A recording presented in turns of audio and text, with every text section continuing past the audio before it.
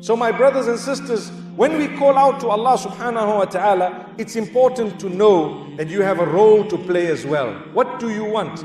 You want to get married. So you make a dua, oh Allah, grant me a good spouse. But you have not bothered to look for anyone. You have not spoken to anyone. You have, for example, some of the sisters and some of their families believe that a female needs to just sit back and wait for a proposal to come in her direction when no one knows you exist, subhanallah, and people are just greeting you every day, not even knowing what has happened. Your father never went out to try to talk to people who have sons, for example, or to look out for lads and so on, good people.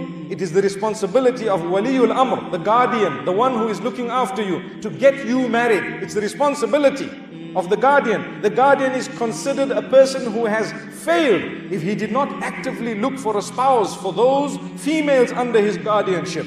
So for us to just sit back and say, you know what, your prince, and I've heard this statement, your prince is already predestined. He will look for you and come to you by the will of Allah subhanahu wa ta'ala. You know what? It might have been predestined that your prince would probably maybe only be in the akhirah. May Allah grant us goodness in the dunya as well as in the akhirah. But if we are sitting here and we'd like a spouse here, do something about it. Say the name of Allah, seek the help of Allah, but actively search for a spouse for those under your guardianship. It is a duty upon you. And this is what we fail to realize sometimes.